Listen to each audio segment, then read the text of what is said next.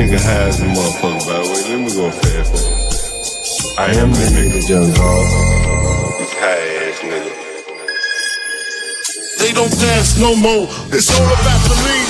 Back in the day, crack was jumping on the scene. Now they slumped on the sidewalk. Can't talk. Golden era faded, but we still feel the rock. They used to be kings, now they lost in the scheme. Popping them bottles, throwing money, living dreams.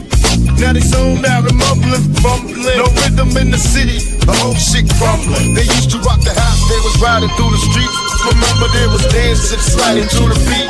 Now it's poison in their veins, ain't no pulse on the street. Guess it's over now, they accepted the back in the day. The rock had a wild and free. Different story now, they got no energy.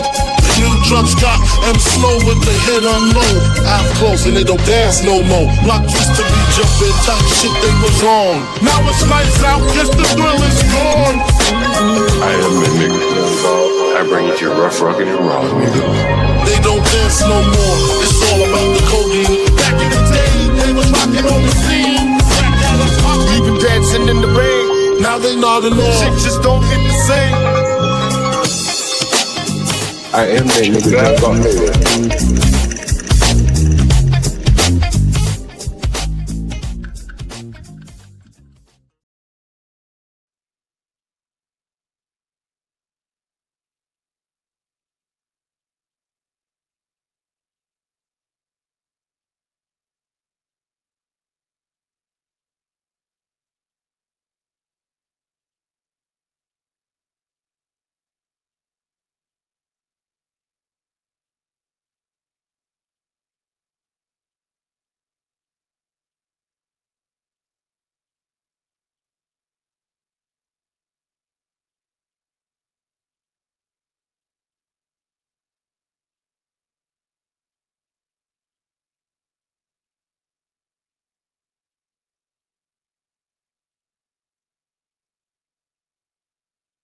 This nigga high as a motherfucker, by the way. Let me go fast forward. I am the nigga, Young Dog. This high ass nigga. They don't dance no more, it's all about the lean. Back in the day, crack was jumping on the scene. Now they slumped on the sidewalk. Can't talk. Golden era faded, but we still feel the rock. They used to be kings, now they lost in the scheme. Popping them bottles, throwing money, living dreams. Now they zoned out and mumbling, fumbling. No rhythm in the city, the whole shit crumbling. They used to rock the house, they was riding through the streets. Remember there was dancing, sliding to the beat. Now it's poison in their veins, ain't no pulse on the street. Guess it's over now, they accepted the back in the day. The rock had a wild and free. Different story now, they got no energy. The new drugs got them slow with the hit unload. Out close and they don't dance no more. Block used to be jumping, type shit they was on. Now it's lights out, guess the thrill is gone. I am the nigga, Young Dog. I bring it to you rough, rugged, and raw, nigga. They don't dance no more, it's all about the codeine. Back in the day, they was rocking on the scene. Even dancing in the rain, now they nodding off. Shit just don't hit the same. I am that nigga, Young Dog.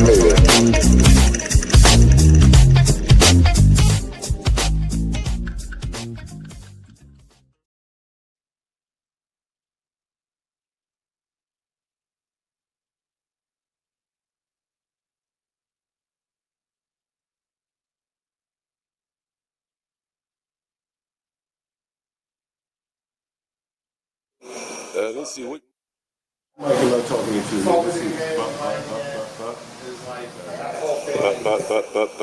Let's see. Let's see. It's my mic right here. My mic right here. We live. What's up? I got my man. Shut up. Let me make sure which camera I got on. Okay. This is the 300. Let me add the 200 camera in. 200 camera. Let's see which mic am I on. Which mic am I on? Which mic am I on? Okay, I'm on this mic right here. That's your mic right there. And I need, this is it. Okay, we need the 200 in. 200. 200. What the fuck is the 200 for? Where's my 200? Let's see. Let's see. Remove that one. Stop that camera. Which camera is it? Let me stop both cameras and add them back.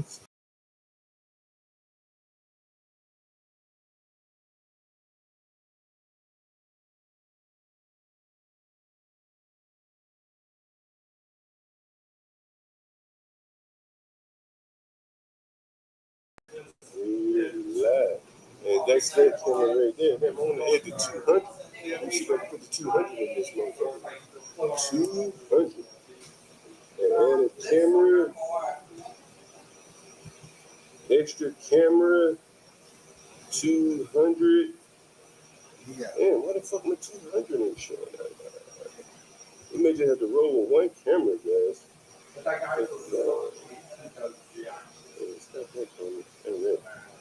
All right. We live here. What's up? I got my man. So we got Shadon to the left here with the shades right here. This is business partner Norm right there to the right, playing on his phone as always. And we got my man Jason. Damn, I wish I could add this camera in here. Jason, we get you on camera here. That's actually Raul. We got Jason. Raul. And I'm sorry, they're Raul. Had him confused here. Let's see if I get this fucking camera on here.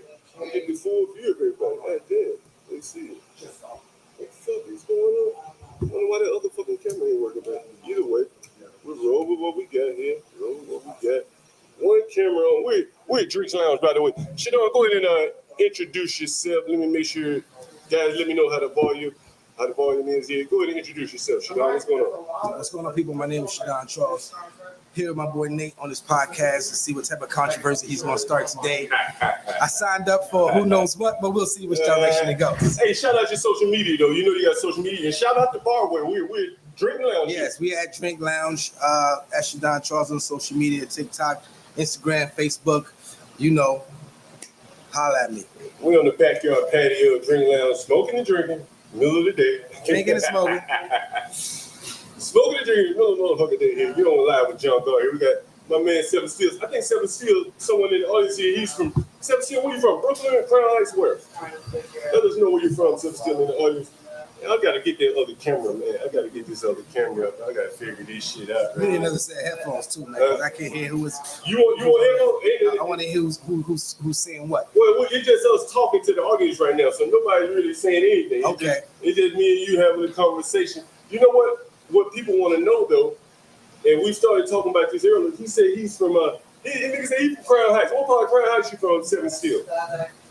So we got a Crown Heights. Well, he doesn't live in Crown Heights anymore. He lives in Norfolk, I think. Okay. But he's from the New York City area. Let me see if I can add this. I got some family in Norfolk. Norfolk. I think that's the area he said from. Let's see if I can get this other camera here. Okay, there's one camera right there. There's the 310. I'm gonna get the 200 in. I don't know what the fuck is going on with my 200 camera. Yeah. Down to that. Anyway, so hey, tell us we're gonna go around the table here for anyone that's interested. We were talking about this earlier. What do you think about Mondami being elected here in New York City, on the verge of being elected? You know, I don't know a lot about Mondavi. It's an interesting dynamic. You know, I think that, you know, one of the major things that is appealing to most people right now is just change. You know, someone who's not, you know, inundated with relationships associated with the old guard, you know, bringing a new approach to things. Anything new is welcome at this time, right? It's because more of the same. You know, we have the previous governor now running for mayor, which seems like a demotion, but you're talking about Cuomo here. Cuomo, yeah. You know, any opportunity to get reacclimated, you know, with politics with Cuomo is a good opportunity. But ultimately, you know, it's my belief that, you know, he wants his slot back, right? And this is just a stepping stone to getting back into the governor's seat. Who knows? That's just my opinion. You're talking about Cuomo. You think Cuomo wants to be back as the governor, and he's going to take a step back and take a step forward? Absolutely. Okay. Why wouldn't you, right? Yeah. And they seem to think they have it in the bag. So, you know, some new blood, you know, creating a challenge in the marketplace makes things exciting, and you know, we'll see what happens. My man Seven Steele said he's from Crown Street and Washington Avenue, born and raised. You know what it is. Yep, that's right down the block. Right down the block. We right here on Franklin Avenue. Franklin Avenue between what St. John's and Lincoln Road, right? St. John's and Park and Lincoln. St. John's and Lincoln right here. Man, we got damn, I wish we could get the camera. You guys might remember Jenny from the other day. Jenny and Raul. And what's your name, young lady? Raina, there you go. Let the audience know who they're looking and talking to here. So, what do you think about Mondami wanting to? Damn, let me get this camera right. What do you think about Mondami wanting to, yeah, I want to get this camera just right. Otherwise, I'll put it on the damn thing right there. All right. All right.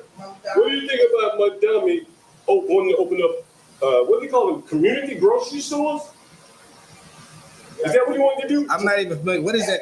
What does that even mean? What is a community grocery store? What does that mean? What do you mean? It's like he said that there are food deserts in New York City where poor Absolutely. people, okay, and so Brownsville is one of them. East New York right. is one of them. Uh-huh. Right. You have delis and I guess what you call supermarkets all over the place. But you know, to locate some fresh vegetables can be a challenge at times. So if food community supermarkets is supposed to be a replacement for community gardens or something in that vein, it'd be interesting to see what type of model they can put together to make it profitable and sustainable in the community. Well, I think what he's saying is that there are certain areas like Brownsville that doesn't have grocery stores. So he's saying he wants the government to open up grocery stores in these neighborhoods. That makes sense. It makes sense? Yeah, it makes sense. Okay. I mean, you know, a lot of times these people in these low income communities are forced to buy what's available. And, Right. you know, with that comes price gouging for these smaller establishments that, you know, have access to, you know, groceries, the shop, you know, at the Jetros and the restaurant depots. And then, you know, the markup on that product for them to make a profit tends to be a bit higher than, you know, you would experience in communities that have supermarkets and, you know, are in competition with each other. So Yeah. it makes sense. And he also, what did he want to do about the rent here? Come sit up here, Jenny. You know, I know nothing about Hong Kong. Come sit up here, Jenny, because you voted for Cuomo, Yes. right? We have let me make sure we get the camera up over you guys. All right, so we have a white woman here, and Cuomo voted. So tell us why you voted for Cuomo. There, you may have to turn the mic a little bit towards you. You know, I just voted for the evil that I already know. You didn't want a new evil. Turn the mic around a little bit. Yeah. And he reminds me of my dad. Cuomo reminds you of your dad? Yes. In what way? He's Italian. You're Italian. I'm Italian. Oh, I didn't know that. Okay. And Irish. Okay. So Cuomo. I think it's Cuomo's dad I liked. Okay. So you like Cuomo's dad. Yeah. And so that you kind of say. And so what? Yeah, Mario. And what are your thoughts about Madami then? Since you didn't vote for him. I didn't know anything about him. Well, what have you heard about it? I haven't really investigated. You know, to me, it's all the same. Nothing ever gets done. Yeah. But so You know, look at the Van Wyck. They've been working on that since I was going to high school. you talking about the highway? Some highway you talking about, right? Yeah. Right. Hey, let me ask you this question. The other lady was talking. Well, was it you that were talking about how much do you have to pay to drive into Manhattan now? $9. $9 to drive into the city. So if you get off of the FDR or the what's the other West Side Highway, you gotta pay money. You gotta Yes. pay, or you get over the Brooklyn Bridge, If you go over the Brooklyn Bridge and go into the city, $9 up until 9 o'clock at night. and then how much is it at 9 o'clock at night? After 9 o'clock at night, I think it's reduced to like $2.60, I think. $3, $3. something in that vein. And what did y'all think about that tax? I think that's robbery. It's criminal. It's criminal Yeah, to force people who already, you know, are trying to make a living driving, to have to pass on the expenditures to their passengers who are already reluctant, you know, to drive into the city or to take Ubers or yellow cabs because, you know, everybody's strapped for cash. yeah. So now, you know, you have to charge the driver $9 and the driver is going to pass that on to the passenger. So typically it would be, say, a $9 to $12 fee to leave downtown Brooklyn to go into Manhattan. That's now $21. Wait a minute, say that one more time. Typically, if you want to leave downtown Brooklyn, you want to Okay. go into Manhattan and you Right. take an Uber, it'll Right. be $9 to $10 just to go over the bridge. Right. Right? Base Right. price plus travel. Right. Now that's a $15, $20 trip, Is Right. that, right? Because they have to pass the $9 on to the passenger. Yeah. Right. Damn. Yeah. So, Yeah. you know, and for people that work in the city or for companies that, you know, are doing deliveries and transportation, right? I'm sure they've worked something out to offset, you know, what they're going to be charging them, but it's still, you know, the cost is always going to be passed on to the consumer. So did y'all vote for that here? Was that voted on? You know, they didn't give us the option to vote on it. Damn. They just added another They passed it $9. locally, yeah. Good. Yeah, Right. man. You know, the one thing I will say is Trump wants to undo it. I don't know what the jurisdiction is, what his jurisdiction is in regards to undoing it, but he's been very outspoken about doing away with it. You know, I'm sure New York needs some federal money somewhere, and that's probably where he's trying to play his angle there. But you're not a big fan of Trump, though. There. You know, I won't say that I'm not a fan of Trump. I would say I'm not a fan of a lot of his policies or the approach that he takes. Which policy do you find yourself most against? Well, you know, I guess the thing that's occupying the media, you know, the most as of late is the big beautiful bill.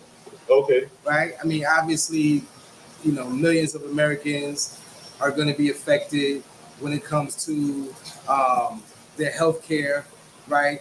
Budget cuts on the federal level from, you know, institutions that rely on that funding, whether it's Social Security or hospitals or food banks, right? All of these things are going to be affected because the cumulative effect over time is gonna manifest. And you know, it like everything else in politics, the people that are gonna take the hit are, you know, the people who need it the most, right? Yeah. You know, if I'm a 1%, I'm not really worried about healthcare. I'm not really worried about my sick parents or cousins needing subsidies from Medicaid or Medicare because we already have those things taken care of, right? Through our investment portfolios. If you're not someone that is fortunate enough to have worked long enough and saved and has an investment portfolio or annuities or IRAs that are going to pay for your retirement, or, you know, life insurance that perhaps you could borrow against should you find yourself incapacitated, then there's some big concerns there. Now, let me ask you this question, because you are a business owner, right? Yes. Multiple businesses, right? Yes. And one of them we're sitting in right here, right now. We're in Drink Lounge, Exactly. Crown Heights in Brooklyn. So what's it like running a bar? What would you say? Everybody knows about the easy parts, right? The money coming in on a Friday, Saturday night. What would, if someone wanted to go into a bar right now, into the bar business, what would you tell them? Don't do it. Why not? You know, it's not the same as it was 10, 15 years ago. Yeah. Right. When we started, it was considered to be becoming saturated. Right. The only difference between us and the bars that failed, which is 95% of the ones that opened the same time we opened, is that I had already been here in business for 20 years. You know, I had other business ventures, right? And not all of those ventures were the type of venture that people had the opportunity to support me in, right? Whether it was a tattoo shop or a gym or a consignment shop that I had, right? Those are businesses that you might get some support, you know, periodically from people who just want to come spend some money with you. The bar allowed people who, you know, weren't necessarily interested in the other things that I was offering consistently. They didn't patronize them consistently to have a place to just come and have some social engagement, even if they weren't heavy drinkers. Right? So it's in the name. The name of the bar is Drink. Drink Lounge. And our patrons coined it Drink Lounge because it became a place that you would just come and lounge, sometimes sit on the back patio, have a cool beverage, you know, have good conversation with some people, a good way to pass the time and be at the house, maybe a place to come work on your laptop. So, you know, it gave us some level of sustainability because all of those years of me being in business with that built-in network that I had cultivated, they now all descended upon this place. So it gave us some sustainability, you know, over time. What do you think about this? I have a comment on the screen. I think the bar business is failing because of the high standards of women. Men are typically the ones that spend money and drink. What do you think about that? Is that true? Here's what I'll say. here's what I say. Yeah, what you gotta say about that? Yeah. Without disrespecting or taking away from women, because that's not my objective. Let me lead with that. I think women have a very unique opportunity in the nightlife or the bar setting, right? And that is, women have the ability to come to a bar, and one of the most popular questions, poised to women is, "Can I buy you a drink?" Right. So I think that as men, we have to take a level of accountability for the behavior that women practice, because if chivalry is not yet dead, that's just one of the things that come with women being in a bar. And that doesn't mean that women don't have the capacity to buy their own drinks or to be self-sufficient, right? But, I don't think it's anything wrong with a man asking, can he buy a woman a drink, and she accepting it, right? So the bar business isn't failing, it has its nuances. I guess the higher standards for women, the better it is for a bar. They ain't drinking real liquor, they drinking calm liquor. They don't want that real shit no more. Listen. Here's what I'll say as a male patron at a bar. If you go to the bar, what do you drink, right? And what she drinks is going to determine, what you drink is going to determine, what you feel she's entitled to drink if you were to offer her a drink, right? So if you're someone who comes to the bar and wants the cheapest liquor available because, you don't drink for the taste, you drink to get drunk, then you're drinking out the well. And that's fine, right? That's why we have a well. People come, they're like, hey, let me get that tequila, let me get a shot, let me get a beer and a shot, and that's your thing, right? But if you're someone who comes to the bar and drinks a cognac, right, or a 12-year Macallan, then that's your standard. And if I'm of the female persuasion and I'm sitting across the room and I notice what you're drinking, and then you offer me a drink, the expectation is it's on par with what you drink. Wait a minute, you think the women be peeping what the men are drinking? Absolutely. Do women peep what men are drinking? Absolutely. Do you peep what a man is drinking over there? When you're in the bar, do you say, hey, I see a man drinking the high-end shit, and I'm like, you gonna buy me a drink? You think about that? Okay. I don't think that women study men to determine what type of drink they would allow that man to buy them. I think that women by nature just pay attention to men, right? I was raised by a single woman, and my mother was like, women are gonna look at your teeth, they're gonna look at your wrists, and they're gonna look at your feet. Everything else in between is not a big deal. You can work on that shit. Right, you can work on that. Yeah. You gotta make sure your shoes is intact, you gotta make sure your wrist game is right, and you gotta make sure you take care of your teeth, right? Because those are things that women pay attention to. And in doing so, they might notice what type of drink you bring to your face. And if it's a 12-year Macallan, then hey, you're on to something. You're on to something. It is what it is. So what else I gonna say? We got any questions in the audience? Someone says, and under your fingernails, they look to see if your fingernails are clean. Absolutely. They look. Yeah, I left that out. Good point. Yeah. They're gonna look at your hands. Absolutely. Look at your fingernails. Right. Hygiene, man. Hygiene. What is going on? So you told me you used to own other businesses. Tell us about the businesses you used to own. I owned my first business on Franklin Avenue in 2004 was called Heaven's Door Botanical. So what Heaven's Door Botanical was essentially, for people who are familiar with the brand, is a Carol's Daughter style store. I know soy candles, different types of baskets, soaps, body lotions, things of that nature, all natural. And in the back we had therapeutic massage, right? So we did traditional massage, and we did Thai yoga, and we did shiatsu. So it was ahead of its time. It was 2004. It was what we call a spa boutique, and people who were constantly going into the city to get body work done, they saw the value in it. But the neighborhood was still young. I was way ahead of my time, and eventually, I shuttered the doors to do something different. What did you learn from failing, that business failing? Timing is everything. Simple.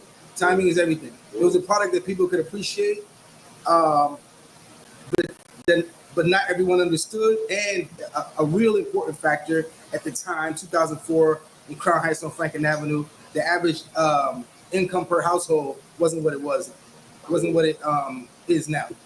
So the gentrification has helped a lot. The gentrification played a major role. Now, when I people, won't say helped. I'll say it played a major role in the change of average income per household. now, when people say gentrification, that just really means more white people, right? It means displacement Yeah. of people who make less money. Okay. It doesn't have to be white necessarily. Well, but typically how it works is more whites come in. Is that No, you're a gentrifier. Mm. You do really well for yourself. You own properties and you also have a business sense, right? And the type of environment that you're going to live in with either yourself or your family, is going to be scrutinized, and that's going to be based on what you feel is safe and proximal, right, and convenient. So if you make more money than me, and I live where you want to live, I might get displaced. Right. You know, So do you think it's good or bad? I think it has its pros and cons. It contributed to the economy in the sense that there were people who, for example, understood what it is to walk into a cocktail bar and spend, a pretty penny on the type of drink that we curate here. They understood the value, and they were willing to pay what we were asking. Whereas, in previous years, people would scoff at the idea of a cocktail bar on Franklin Avenue. Hey, do y'all sell Hennessy? We do not. Don't feed into the shit. Hey, he said don't feed into. We sell Remy and we sell Douce. Why no Hennessy? It just hasn't been a relationship that we cultivated. That's all. Why not? They haven't come in here The rap hasn't walked in and yet. really, try to create a presence for themselves, or did anything that made us feel like it's something we need to add to our repertoire. Now, Noam, you told me Noam is over here. He trying to be quiet. He trying to hide out over there. He behind the chair. Noam once told me that he didn't want Hennessy in the bar for other reasons. Is that right, Noam? He always said that. I got can that from somebody. I can neither confirm nor deny anything that he's talking No about. Hennessy. Well, it's Jamaican, so we can't get white men. No Hennessy in Drink Lounge. So if you want Hennessy, you got to go somewhere else. So No. XO. Do you think? No, honestly, do you think people drinking Hennessy cause the problem? I don't. I think people drinking Hennessy or any other cognac, corn liquor, tequila, rum, irresponsibly creates a problem. Do you think that? Have you heard about what Carnival Cruise is doing? I have not. Carnival Cruise is banning rap music from their ships. I wonder why. And you play rap music, is that correct? We play all types, all genres. But you do play rap. We do. You do. Do you think that rap music causes a problem in I do not. I don't think any music really causes a problem. I think people's reaction to the liquor, along with the music and the message that they take from any particular song at any particular time, could potentially create a problem. Mm. Do you think that people would respond the same if you playing classical music versus say rap music? I think that people who want to hear classical music will come in and appreciate classical music, right? But I also think that classical music is the type of music that you play at a very specific time of day based on the energy in the room. Typically around this time of day when people just want to come sit, relax, have a cool beverage, sit in the AC, maybe work on their laptops. I don't think that up-tempo music is going to contribute to them feeling relaxed. I see what you're saying. Yeah, that makes that's a very business. Oh, you need to Go ahead. also let people know that it's a cafe now during the day. Oh, that's right. I walked in here, I felt like I had a baby. I've been telling Noam he should do this for a long time. And I walked in there, the cafe, they were open early. They typically don't open until about 5 typically. Yep. Used to be. Yep. But now they open up a cafe. What is it? A Japanese woman running the cafe. I think She is. Japanese. Yes. So we got a Japanese woman running the cafe, like a coffee shop type. I tried to get a spiked coffee, but you couldn't get any bourbon in your coffee until after 12. Really? Really? You needed up those hours at least. It's the law. Yes. Is it against the law? Yeah. So you can't drink in your bar before 12, but I can go to the corner store and buy a beer. And drink it outside. Yeah. and drink them motherfuckers outside. That's very interesting. That's very interesting. Someone said, anyone want to jump up on the panel? I dropped the link here. 6 a.m. in Brooklyn. Is that a Drake song? 6 a.m. in Brooklyn? I couldn't tell you. Right. I think it's 6 a.m. in Brooklyn. 6 a.m. in the morning, something like that. I think it's 6 a.m. in Brooklyn there. So you were telling me you bought a house up in the New England area. I'm in the Berkshires. I bought 2. And you were telling me that you ran into some learning curve type issues. Tell us about that. Are we talking tenants or are we talking home ownership? Well, wherever you want to start. I'm gonna say thank you. I'm gonna say I gotta give me a beer. Keep talking. I think the first obstacle, with home ownership was, when you grow up the way when you grow up the way I grew up, and you don't have a lot, you always aspire for more. So I did what so many of us do, who are fortunate enough to do well for themselves, and that is buy the biggest house on the block, right? So I bought a old plantation.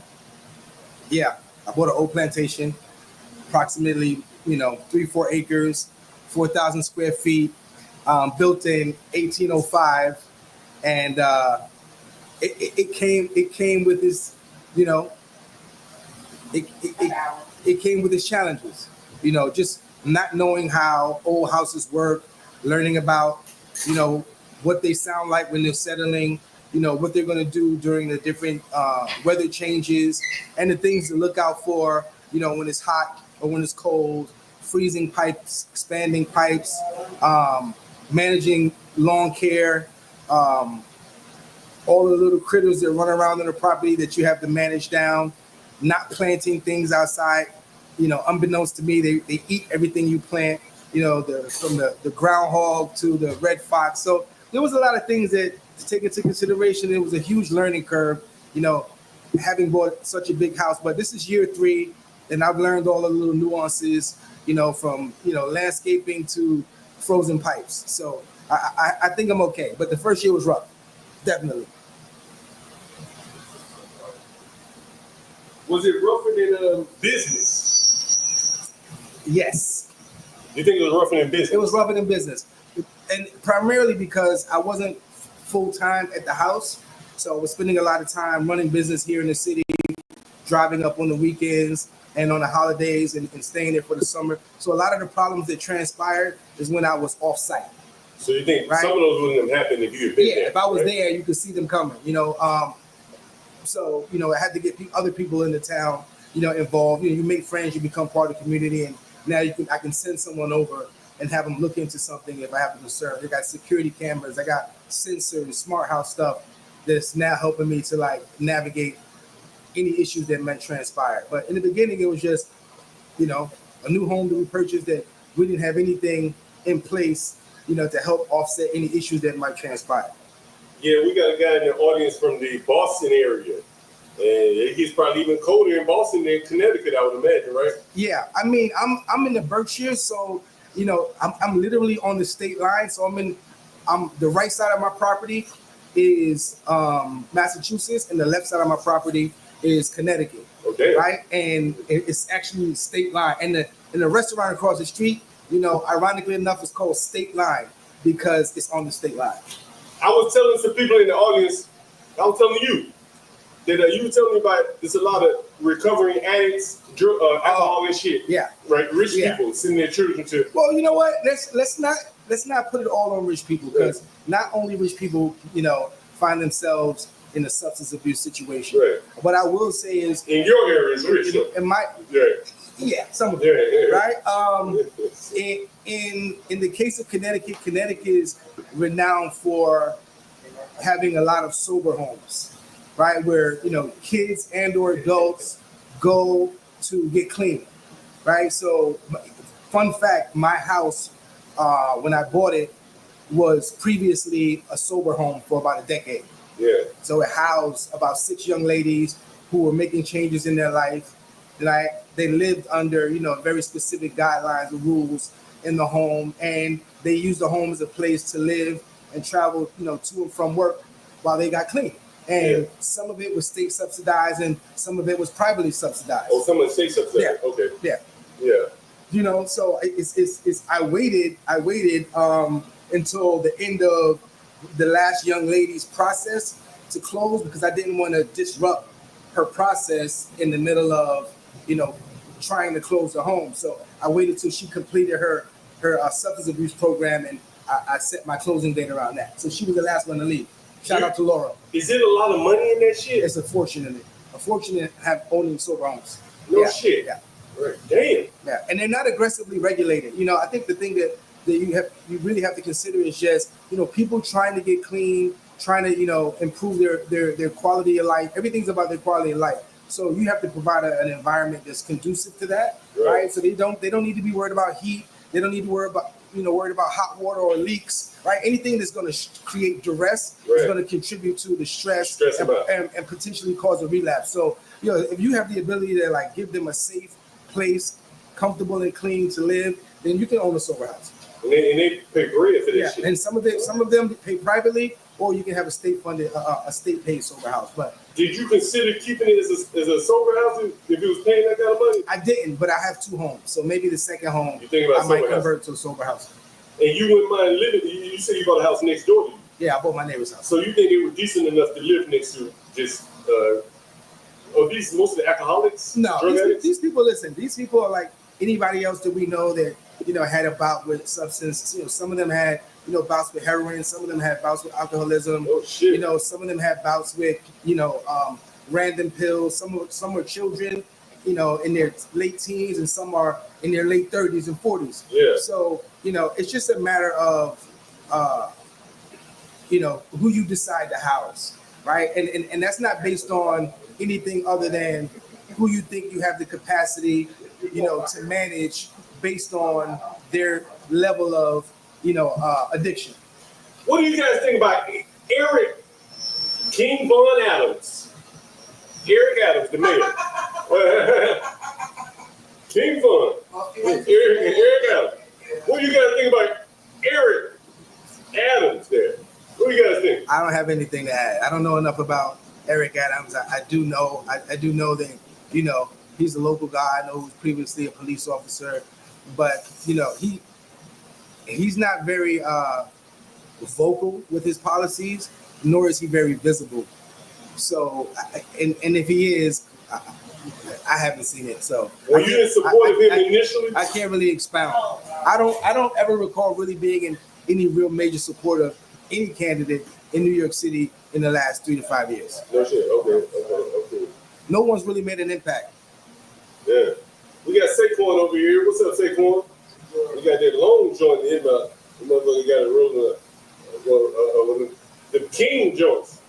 The raw cone King motherfucker. I be rolling one of the quarters at the King's hat. So Eric Adams, he seemed to have been a disappointment. From the outside looking in, Eric Adams seemed to be a disappointment. What do you guys think? That's what they say in the media. Right? I don't have any strong data that would afford me the opportunity to have an opinion or to form an opinion. So, and nor have I done any research, you know, in order to allow me to form an opinion. So I can't really expound on that. Yeah. What do you think? Jenny, what do you think about Eric Adams? You gotta have to come up to the table talking to Mike. I have no comments about Eric Adams. You wanna come up, Raul? No, he's so bad. What is it about Eric Adams? Don't do it. Come on up, man. You can pitch your business while you're up here. You may get sent back to Puerto Rico. Yeah. Where you from, by the way? It's Raul or Jason? I keep calling. Raul, yeah, I know it. Jason is the partner. Raul, where you from? Born in California, raised in Brooklyn. You born in California, raised in Brooklyn? But you're Spanish, so what? My family is Puerto Rican. Oh, you're Puerto Rican. Okay, that's what I was getting at there. Puerto Rican. So what's the difference between Puerto Rican and Dominican? I hear y'all guys kind of go at it a little bit, like a country, a whole country. Yeah. But it seems like the Puerto Rican and the Puerto Rican and the Dominicans, I've heard they don't really get along. Is that right? That's hearsay. Is that true? No, I'm a best friend. That's hearsay. And Dominican. You Dominican? No, my best friend. Oh, you been? Uh, But have you ever heard what I'm talking about though? We're all Caribbean. I don't know. It's all to say. I get along with everybody. We all share similar cultures. And the food, just the love of water and outdoors. And I just feel it's better to focus on those things than The differences. the differences. Yeah. You know, I mean, Because the differences are like, geographic. notice the differences because sometimes it can be good. Yeah. You know, I read a book. I told you guys about this. It was That's the only reason why. I read this book out of New York. It was called How Racists Lived in America. And the book talked about New York City police officers, Oh, right? And so so you gonna go? Oh, you going there? so You going there? So- All right. the police officers would go undercover Uh-huh. and they would have to act black or Dominican or Puerto Rican. And they talked about how the Dominican drug dealers would treat the black drug addicts differently than they would treat, say, the white or the Puerto Rican. It was like a pecking order. Well, that's simple, and I don't think that's about race, right? It's about the one thing we talk about across the board, and that's simply due to socioeconomic status, right? You know, you're like you look at the black man, and you know you're in the hood, but this black man or this black woman lives in the hood, right? So they're gonna come to you and they're gonna ask you for whatever it is that you're offering, and they're gonna buy what they can afford. They might give you $10 or $20 because that's what they have. And then the white boy is in the same hood, only he's driving through the neighborhood because he came in from Queens, Long Island, right? So yeah, I'm gonna treat him differently because he's worth more money than me, right? It's not about black or white. It's like I know this person is buying from me. They walked around the corner. This person is looking for me in his car because he's driving from another part of the city, but this is where he buys his drugs. So again, it's socioeconomic. Yeah. It's not about black, white, Spanish. It's about green. This guy's coming to me and he's buying 200 a clip. This guy's coming to me every day, but he's buying 20 a clip. So the difference in how I treat people is based on the caliber of customer they are and not the color of their skin. Did y'all hear about the guy beat up on the train in New York City the other day? Which one? That happens every day. It's every day. That happens every day. Well, it was one where a man was attacking a woman. He's somewhere on the Queens line train. If you're familiar with that, Queens train. That shit happens. And I'm going to show it on the screen here. If you want to see it, I'll let you see it here. So this man, he attacked a woman on the train here. I think this is it. This is from World Star, but I think this is it. Nevertheless, listen. Yo, they have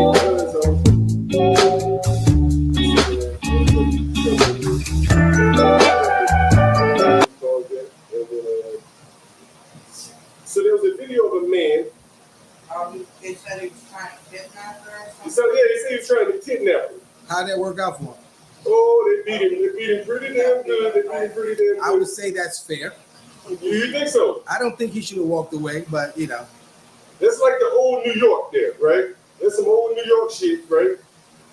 Well, you know, you handle your business on the street instead of calling the police there.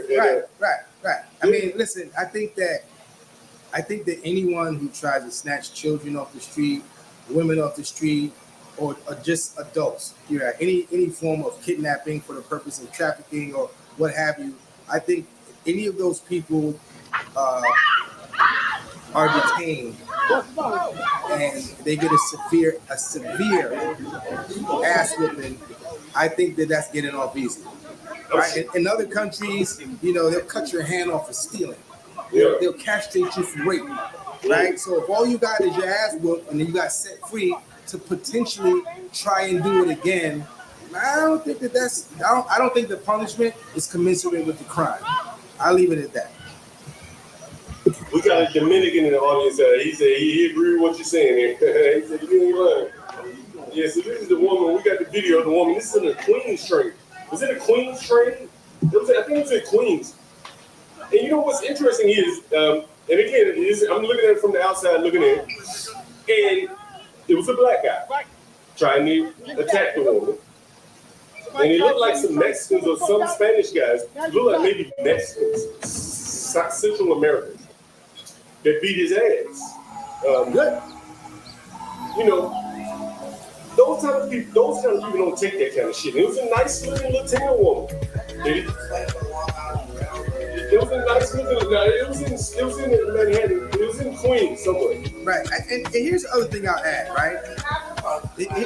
Here's the other thing I'll add. Right. Not every person, right,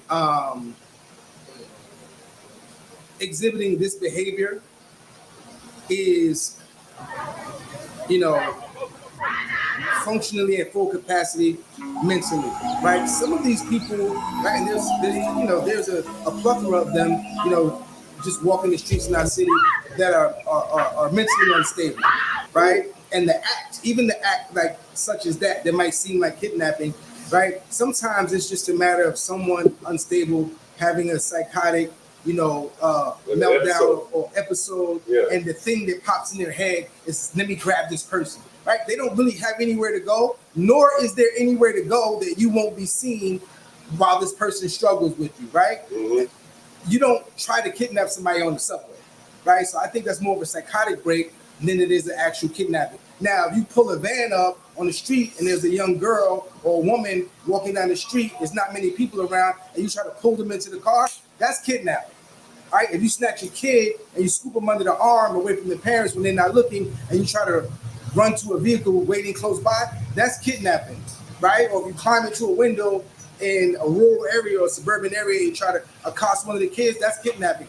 This is obviously isn't kidnapping. This is a psychotic break taking place. I'm saying that to say that the ass whooping that he got was still something that you're okay with. I'm okay with, right? But I don't think that we need to, you know, jump to conclusions and say this guy was trying to kidnap. There's obviously nowhere he can go, right? So I think that he was attacking this woman, right? And in doing so, people made the assessment that what was transpiring was potential kidnapping, right? And he got his ass handed to him because of it, as he should, right? But I also think that if you're going to beat his ass, you should call the authorities and have them come and detain him so he's not back out in the street having a psychotic meltdown again at another time. Now, I can definitely agree with that. I can definitely agree with that. His ass didn't need to be whipped here. So I'm about to play a clip on the screen. It's about Mondami trying to open up community-owned grocery stores here. Both bodega owners and the head of the Gristedes grocery chain, who says he'll close or sell his business if Mamdani's elected. News 4's Charles Watson explains his proposal. I'm not sure if you can hear it here. We're not going anywhere. Members of the United Bodegas of America and John Catsimatidis, the billionaire owner of the Gristedes chain markets, giving Democratic mayoral candidate Zura Mamdani a piece of their mind. How are you going to try to come in and disrupt our livelihood? It's not going to happen. Both furious at Mamdani. Anyway, the Mondami, he's talking about running city-owned grocery stores. And he's saying that these little corner stores do not do a good job of serving food to the residents. Quality food. Well, they're food deserts. Right. Well, here's what I'll say about that, right? First of all, these are locally family-owned businesses, right? The large majority, and not all, right, but the large majority of these corner stores, their purpose is to provide you with the basics, you know, cold beverage, some potato chips, right? Some canned products that, you know, are readily available, maybe some, you know, Similac and baby food, whatever, right? It's a melting pot of things that are, it's rolling papers, Lucy's, but more importantly, it's a melting pot of things that people want, right? That are readily available for you at the corner store. Now, not all corner stores make food, right? And there's a reason for that, right? Because a lot of the corner stores that did make food, they closed down their food component. because they're being inundated by visits from the health department, right?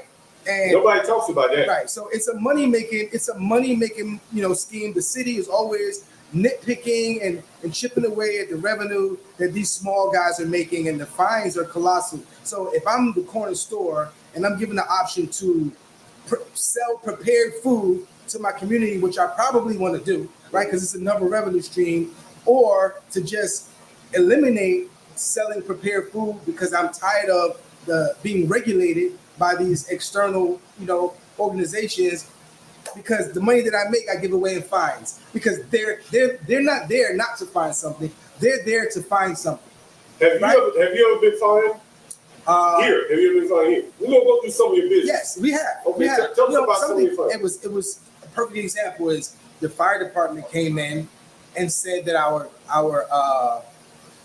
drapes that were inside the bar weren't fire retardant. Right? How did they know that? Did someone snitch on you? No, who knows how they know? They just decided that these aren't fire retardant enough, right? So they gave us a fine for not having the right drapes, and then they gave us a number of a place to call, right, to have the drapes ordered and made custom that was compliant with the fire department, and we had to do that, right? But they So it's couldn't. not like a shakedown. It's a shakedown, right? They couldn't find anything wrong with the food. They couldn't find anything wrong with the way the drinks were being made. So they made it about the curtains. Get the fuck out of here. And they fined us, I think maybe $1,000 or so. All right, my love. Right? For Just over curtains. just over curtains. And we had to spend like $3,500 on a pair of fire retardant curtains. Do you have to have curtains? We do not. But because we had candles in the bar, they made us buy fire retardant curtains. So we switched to the non-flame candle lights, Right. but we still have the curtains. So could you just switch the candles and not bought the curtains? We did. But you still had to buy the The curtains? fine was already active. Oh, the fine. God damn. Is that the only fine you've had? Yeah. We haven't had any fines for food, any fines for the health department. We stay on top of it. But they're always poking around, looking for something, whether it's the temperature of the water or the temperature of the food or how something is stored on the shelf with another thing. I mean, there's so many pecking points that it's really difficult to get away unscathed without any points at all. Now, how much of this is for the customer's safety? I would say 50% of it. You think 50%? So the other 50% will be for revenue generation? Compliance. The other 50% would be what they consider to be compliance, creating a compliant environment, right? That's compliant under the guise of whatever regulations they have in place Damn. through the state. What's the wildest shit you've seen in the bar?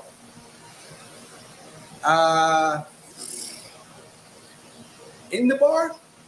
Or related to your bar? You ever had anyone killed in here? No, Stabbed? no. Beat up real good? A couple of fights, drunk fights between friends, kind of like drunk uncles fighting. Mm-hmm. No, typically this place is really subdued and quiet, and you've been coming here long enough to know that we don't really have any violent incidents, and that's probably what the popularity surrounding our bar is, that everybody comes in and practices the same mindset. But that's usually what would get a club or a restaurant up. Like wherever you serve drinks shut down, right? Yeah, Right. violence. We don't suffer from that. How would you say you've avoided it? What's so special about this place? I think the Because, environment. hold on, because the place up the street, like there's a reason why I don't go there. It's a different vibe, but Right. it's it looked like they had some incidents. Right. Go ahead. Right. I think that a large part of why we don't have any issues is, first of all, we're a cocktail bar. So that kind of sets the standard for the type of person that's going to walk in the bar, right? Someone is looking for, a curated drink. It's not all we offer, but the word cocktail bar, sets the standard for who shows up based on the searches online, right? And who walks into the bar, because not everybody's into cocktails. Secondly, I just think that it's the network that's been cultivated over a number of years, the friend group, right? The friend circle, that patronizes the bar with all of similar mindset. Everybody just coming here to have a good time and to relax. So there's no altercations. Now you telling me earlier you know of Puffy. You've had some interaction with Puffy. I've had some interaction with that All right, with that circle. Right. Right. Tell us what you were telling me. Like I said earlier, I spend a lot of time in the music industry. I was what they call a radio indie, right? So What does that mean? It means that I'm the guy that when you want your record played on the radio, my relationships were with the music directors and the program directors. The music directors and the program directors at different labels, at different radio stations. So my job was to travel and speak about new music that we're going to be promoting for the different labels and the different artists, and play it for the program or music directors and get them interested in giving us some real estate on the radio. Is that payola? It is not. Is there payola? Does payola exist? I'm sure that some form of payola exists in every industry. Have you ever experienced payola in the music business? I have not personally. Have you heard of it? Has anyone told you that, hey, I paid to get my song on the radio or something to that effect? I don't know how it works. Absolutely not. But I do know that it's taking place. It's even gone as far as being in the media when the feds came in and took the computers out I think it was Columbia or Sony record label surrounding allegations with Jennifer Lopez's album. Yeah. Right. But again, it's allegations of payola, and that's me speaking on something that I saw in the news media. And I didn't do any follow-up to see if it was actually legitimate. You told me you knew like the number 3 man, the Puffy at one point. I did. Okay. That was an interesting story how he rose, because it could have been you. You could have been the number 3 man. I didn't take the internship. But you did not take the internship. And he was kind of in a similar situation as you. Yep. You said he had a baby. Yep. And you had a baby. Yep. And you said, man, I got to get paid something. Yeah. And he said, fuck it, I'll take it. And in hindsight, you think about it, and he had the career in the music industry that I would love to have had, right? But my time was well spent in the industry. And thinking about it now in hindsight, maybe I dodged the bullet because I wasn't aligned with that group. He got out early, he left early. So he left maybe several years before things really started to, manifest into what ultimately we're seeing in the media today. Yeah. So, I strongly doubt, he was involved in any of it. Or maybe he just saw some writing on the wall and was like, you know what, this environment isn't the environment for me, so let me move on. Now, your impression of Puffy, from your standpoint, was he's a hard worker.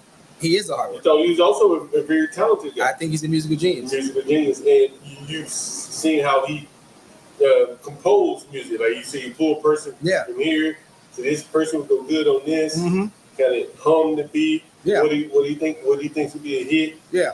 So he has an eye and an ear for creating things that other people don't hear. I don't think I don't think that's new news to anybody, right? But a lot of people who haven't spent time in the music industry can't understand the value of what his talents afford him. Right. Yeah. Because when I look at him, I say I don't see a musician. I don't know where the talent comes in, but I don't know the industry. Yeah, he's incredibly talented. He's incredibly talented. He's got a lot of shit going on, but you can't take anything away from Puff. He's definitely an icon, right? He's definitely a musical genius, and he definitely knows how to put the pieces together to create monumental pieces of work. Did you follow the trial at all? Vaguely, mostly YouTube clips here and there. Who did you watch on YouTube? The verdict, just seeing what they had to say, seeing what they convicted him of, what they let him off on. But I didn't watch any testimonies. Who did you? Well, you couldn't see it. This shit was Philip Webb. Who did you watch? Like, who were some of the streamers that you watched for the Puffy coverage? Nothing really. I just, like I said, clips here and there on YouTube. Okay. Right. Yeah. Nobody in particular. Every now and then, a Stephen A. Smith will pop up and give his opinion. Okay. All right. Or maybe one of the attorneys, prosecuting the case, or one of the attorneys defending the case might say something in a news report or press conference with the media. But I didn't get too wrapped up in it. Yeah, now it was an interesting case. I thought that trying to prove RICO on a man who wasn't pursuing any financial gain It was a long shot. is a very difficult for people to wrap their mind around. Right. If you just pursuing it for sex and drug, and there's drug allegations. Yeah, people are kind of laissez-faire about drugs and sex. Right. And so to say that there's some kind of criminal, it really makes it difficult to say there's some kind of organized criminality to it. Right. If he had been selling the women to other people, I think you could have gotten it. But that wasn't the case. That he was merely having sex with them or watching other people have sex with them, which makes it a very difficult case to prove on RICO. Right? What's the RICO about? Right. Yeah, that was very interesting. Why did the pizza place across the street close? They changed hands. They sold it. Mm. Someone bought it, and at the time of new management, the landlords went from $14,000 a month in rent to like Yeesh. 22. Wow. Why would a landlord do that and run his customer away? Because they can. But it's empty now. A big company will come in and spend the 22,000. Like what's it? It's in the middle of the block type. This. Who knows? Some What type did you of see there? a TD Bank, something small, a Chipotle, Oh yeah, I can see Chipotle there. right? A Taco B's, one of these new chains that needs space. It's only a matter of time. They're definitely coming. How long have they been going? I don't know, a couple of months. Okay. Yeah. So back to that puppy thing. From the standpoint of you've done your thing, so you can't really look back and say, man, I wish I had done that. I mean, you can. But if you were talking to the younger person and they were in this puppy situation, and I want you to, this is pre all this shit. And so take Puffy out of it. If they had the opportunity to pursue like an internship that wasn't paid, but it was with someone who had a very reputable name, would you recommend they take it? I would. Would. If they were young enough with less responsibilities, right, and more time and bandwidth to focus on the job, to give themselves a great opportunity to grow and make their way up the ranks, I would. I think it's a great experience. I think it's conducive to the young spirit, Yeah. right? And I think it can yield not only a lot of product knowledge, but a lot of earning potential if they stick it out. Yeah. What does the guy do now? Marketing. He's still in the vein of music, but on a broader scale, not just music, more of an advertising firm now. Oh, really? So it worked out for him. Yeah. He was able to parlay that experience. Yeah, he used the relationships and leveraged them. Yeah, that's pretty impressive. Yeah.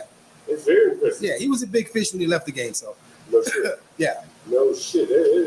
You ever had him come in here? I have. Yeah, he's been here before. Yeah. Okay, there you go. Have you used your music industry connections in your bar business? Absolutely. It seems like they kind of play hand in hand. Yeah, they just come by default. Right. A lot of the people that have come in through my relationships in the music industry or the nightclub industry, they just here by default. This is a place they come and see me and spend time and, talk, right? Sometimes we talk about relationships financially, professionally, but moreover is just social. Yeah, that's important. Yeah. That's very important. Oh man, what else you want to talk about? I think we ran the gamut, man. Yeah. I appreciate you having me on the show. Yeah, man. We got to do this again sometime. Yeah, I'll be here for a while, man. So Okay. we probably definitely go live. Yeah, it's just a midday stream after these Airbnb reservations coming in. It's just a midday stream. Yeah, it's a long reservation. Oh shit, a long one there. So just a midday stream here. I'm back in Brooklyn, ladies and gentlemen here. Guys, I've been watching you on Facebook, man. I've been wanting to get you on here. I have to send the clip to you. Yeah, I appreciate it. Yeah, please do, man. What else I was gonna say? Here's one thing I think has been very important, which I think would be good for the audience. What's your relationship like with your landlord? I have a great relationship with my landlord. And, I've been in my apartment here in Brooklyn for 15 years. I'm talking about your commercial landlord. Great. And Great. He's like an uncle. How much of that do you think has helped contribute to your business being successful? Yeah, that's immensely important. Give us an example of what you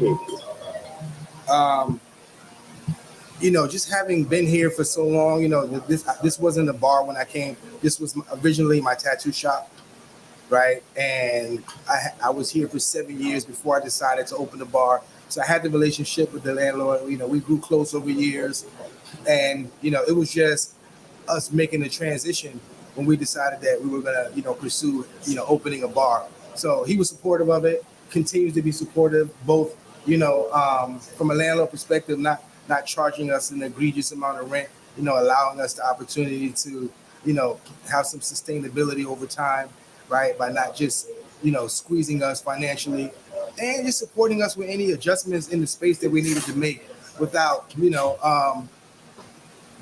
being problematic. You remember the restaurant Sugar Cane? I do. One time I was outside of Sugar Cane. Say again? One time I was outside of Sugar Cane, and NYPD had a noise meter, and they were measuring the noise while they were conducting business. And then they went into Sugar Cane and said, "Hey, we're gonna shut you down if you don't cut the music down." And it always something like, you rent the place upstairs, correct? That's us also. Right. And so you're not going to complain on yourself. Correct. Right. And I think that that's one of the things that people don't think about when they go into a business, say like a Sugar Cane. Right. And that your upstairs neighbor may very well complain on you. Right.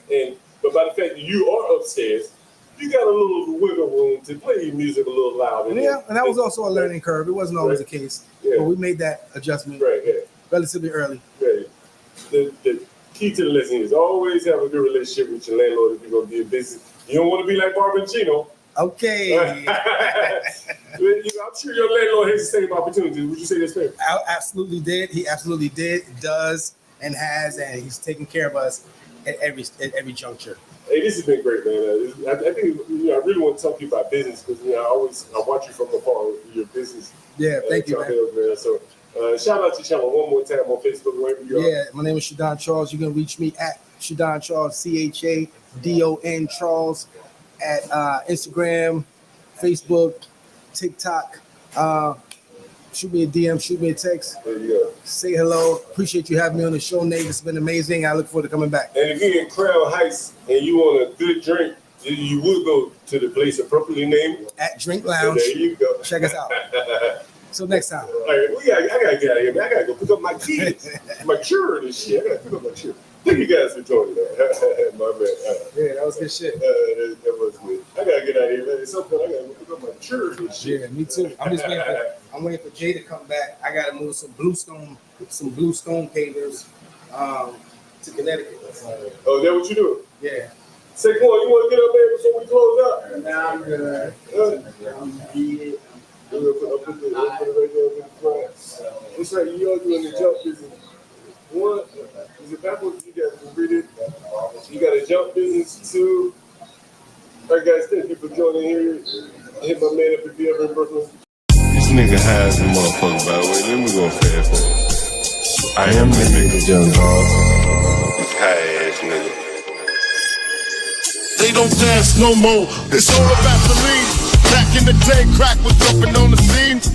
Now they slumped on the sidewalk. Yeah, talk. Golden era faded, but we still feel the rock. They used to be kings, now they lost in the scheme. Popping them bottles, throwing money, and living dreams. Now they zoned out and mumbling. No rhythm in the city, the whole shit crumbling. They used to rock the house, they was riding through the streets. Remember there was dancing, sliding to the beat.